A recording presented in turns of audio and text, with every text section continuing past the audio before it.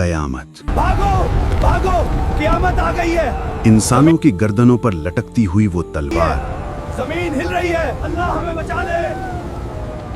जो कभी भी गिर सकती है, लेकिन इसके आने से पहले कौन कौन सी निशानियां पूरी होंगी सूरज का रंग बदल गया है। ये सब आखिर हो क्या रहा है? और आखिर क़यामत आएगी कैसे, आइए जानते हैं। कुर्बे क़यामत की पहली निशानियां।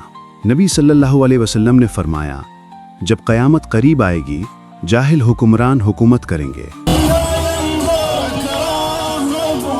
ऐसे लोगों के हाथ में इख्तियार होगा जो इसके अहल ही नहीं होंगे। On Easter Sunday, we celebrate His glorious resurrection. वो बगैर इल्म के फतवे देंगे, खुद भी गुमराह होंगे और दूसरों को भी गुमराह करेंगे।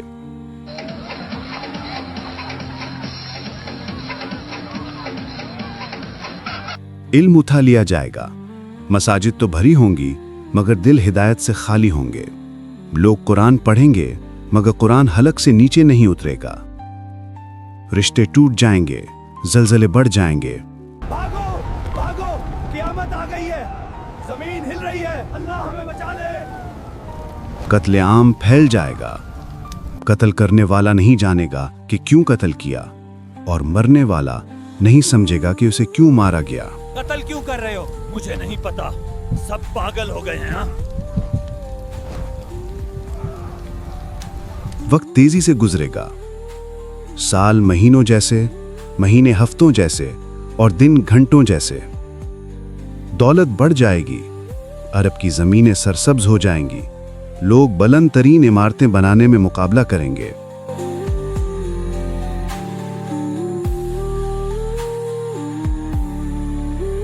हराम और हलाल की तमीज खत्म हो जाएगी। सूद आम हो जाएगा, गुनाह खुले आम किए जाएंगे। मर्द औरतों की और औरतें मर्दों की नकाली करेंगी। नबी सल्लल्लाहु अलैहि वसल्लम ने फरमाया, मेरी उम्मत में 30 झूठे दज्जाल पैदा होंगे। दज्जाल, दज्जाल निकल आया है। छुप जाओ, जान बचाओ। लोग दीन के बजाय दुनिया के पीछे भागेंगे और हर नया फितना पिछले से ज्यादा खतरनाक होगा। दज्जाल और इमाम मेहदी अलैहिस्सलाम। As prophesied, the major signs of Qiyamah begin.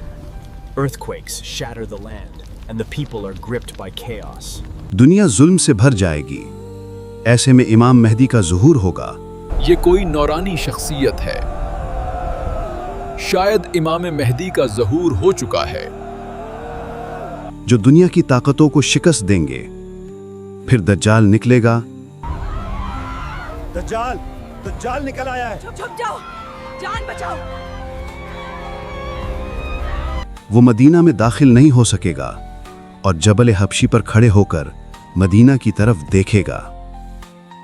उसी वक्त अल्लाह हजरत ईसा अलैहिस्सलाम को नाजिल फरमाएगा, आसमान से नूर उतर रहा है।